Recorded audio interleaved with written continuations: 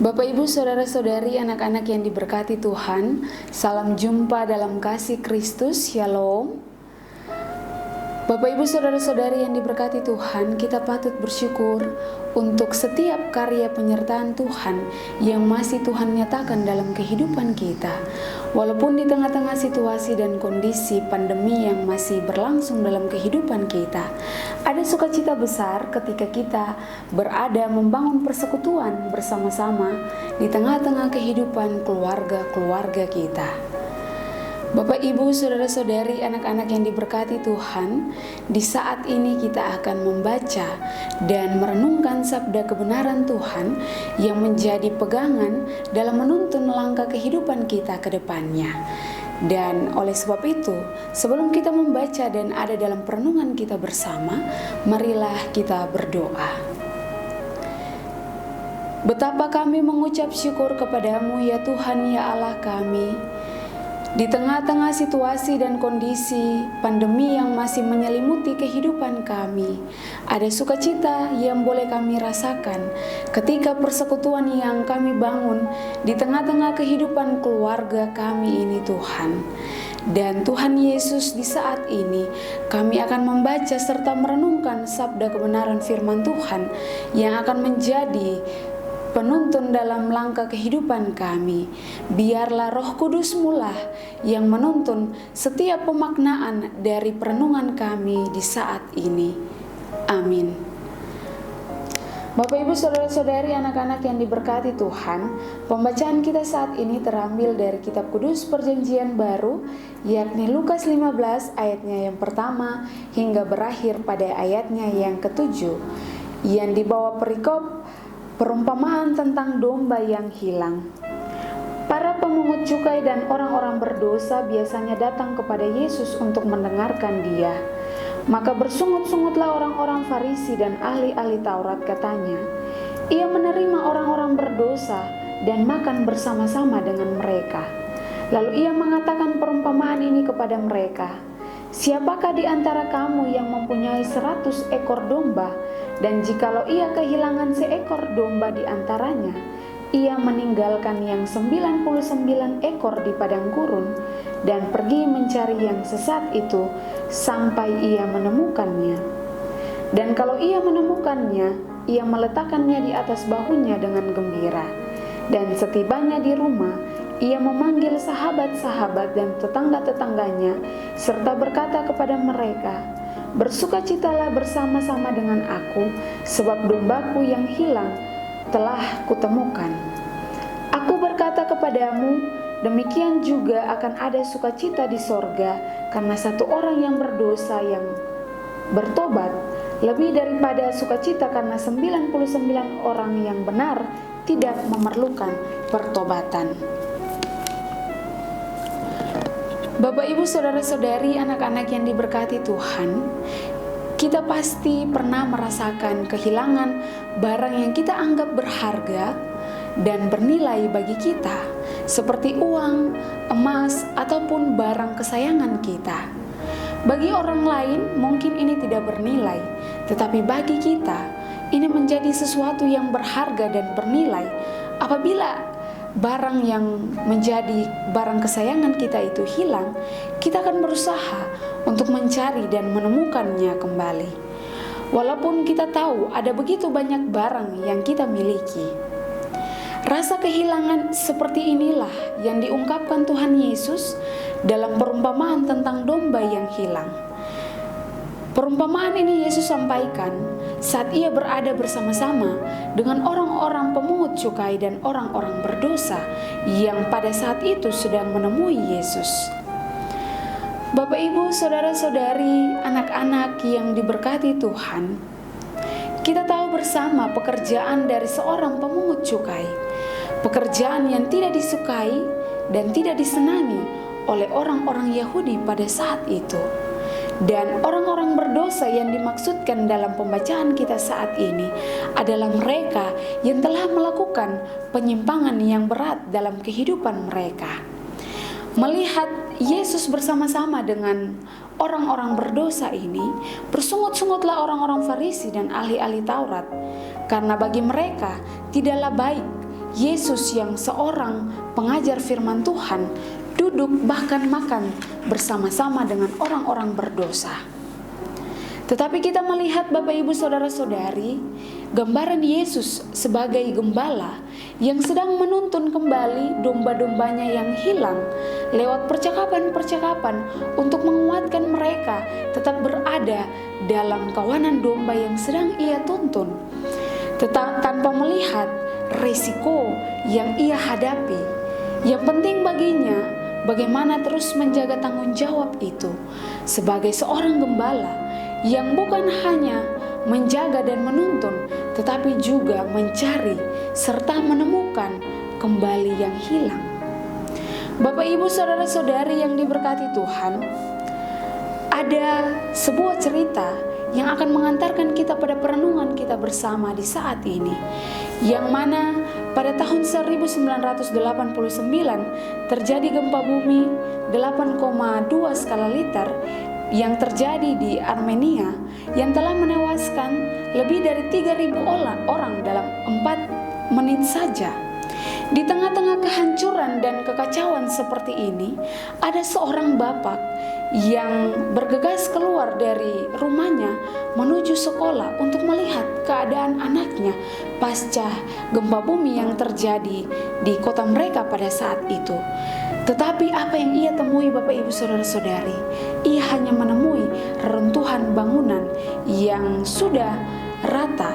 Dan kita melihat Bapak Ibu Saudara-saudari, Bapak ini merenungkan dan ia berdiri di depan reruntuhan itu.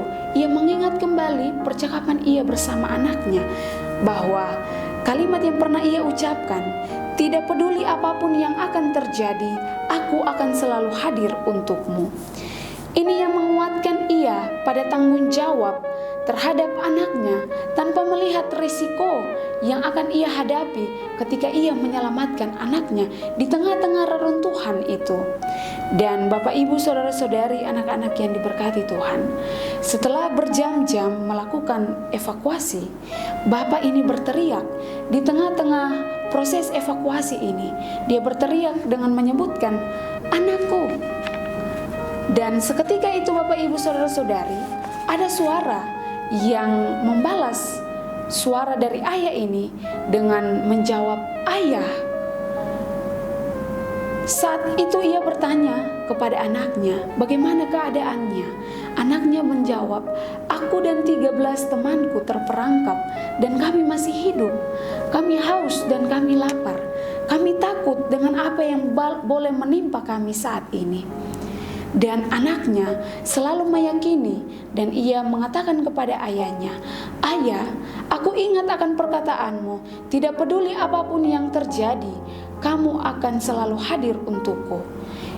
Kita melihat Bapak Ibu Saudara-saudari, sebuah keyakinan bahwa ayahnya akan selalu berada dan menyelamatkan hidupnya dimanapun dan melihat situasi apapun yang terjadi.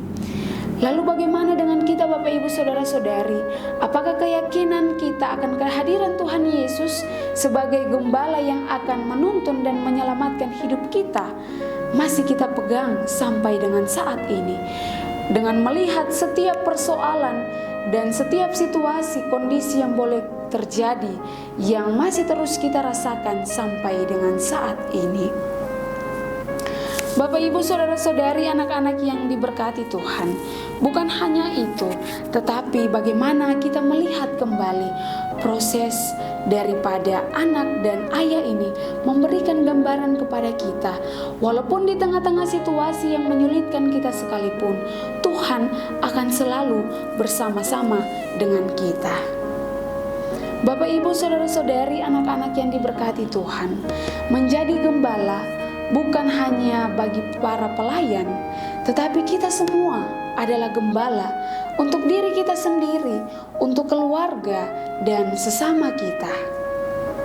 Di era yang batas ruang seperti ini, di era pandemi seperti ini, banyak sekali tantangan yang boleh kita rasakan dan boleh kita hadapi bersama-sama.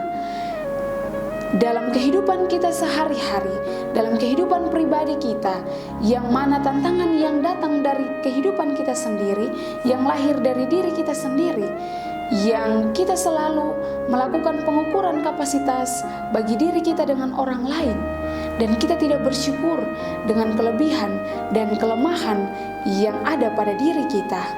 Dan oleh sebab itu Bapak Ibu Saudara-saudari, mulailah merubah pemikiran kita untuk tetap dewasa dalam memahami setiap apa yang Tuhan nyatakan dalam kehidupan kita, sebagai wujud kita mengembalakan diri kita untuk tidak hidup dalam iri hati dan kedengkian. Dan bukan hanya itu Bapak Ibu Saudara-saudari, anak-anak yang diberkati Tuhan, tantangan dalam kehidupan keluarga kita. Ingat, kita adalah gembala bagi domba-domba yang Tuhan titipkan dalam rumah tangga kita, yaitu anak-anak kita. Anak-anak kita yang sekarang tumbuh dalam era batas ruang, yang memiliki banyak sekali krisis rasa dan krisis spiritualitas yang boleh mereka rasakan. Jangan lalu kita biarkan anak-anak ini menjadi asing, tetapi wujudkan tanggung jawab kita untuk selalu mengarahkan mereka untuk tetap berjalan pada jalan yang benar lewat pembinaan dan penguatan secara iman terhadap kehidupan anak-anak kita.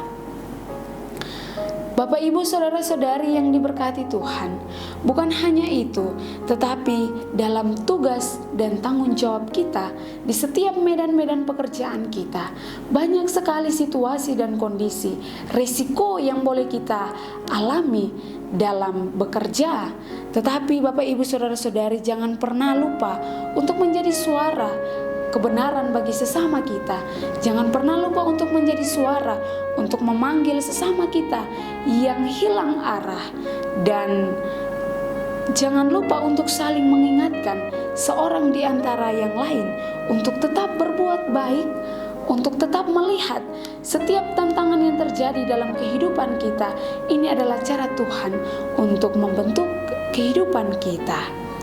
Dan Bapak Ibu Saudara-saudari yang diberkati Tuhan, dalam pelayanan dan tugas kita dalam bekerja di kebun anggur milik Tuhan, melayani di kebun anggur milik Tuhan, bahwa maknailah keterpanggilan kita sebagai pelayan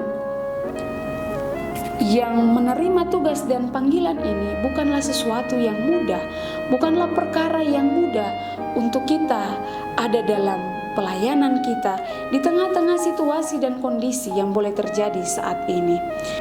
Dan bukan hanya itu Bapak Ibu Saudara-saudari, anak-anak yang diberkati Tuhan, tetapi marilah kita melihat dalam pelayanan kita di kebun anggur milik Tuhan, bahwa di tengah-tengah situasi dan kondisi seperti ini, risiko yang besar akan kita hadapi, tetapi kita harus menjadi kuat untuk menguatkan yang lain.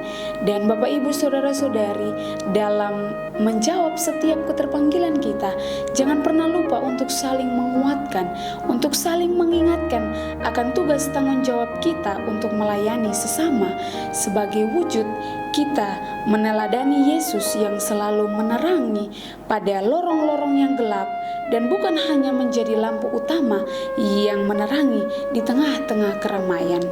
Dan dengan iman yang kuat kita meyakini, walaupun risiko dan tantangan yang boleh terjadi dalam kehidupan kita, dalam setiap pekerjaan kita, tanggung jawab kita, Tuhan Yesus akan selalu bersama-sama dengan kita. Amin.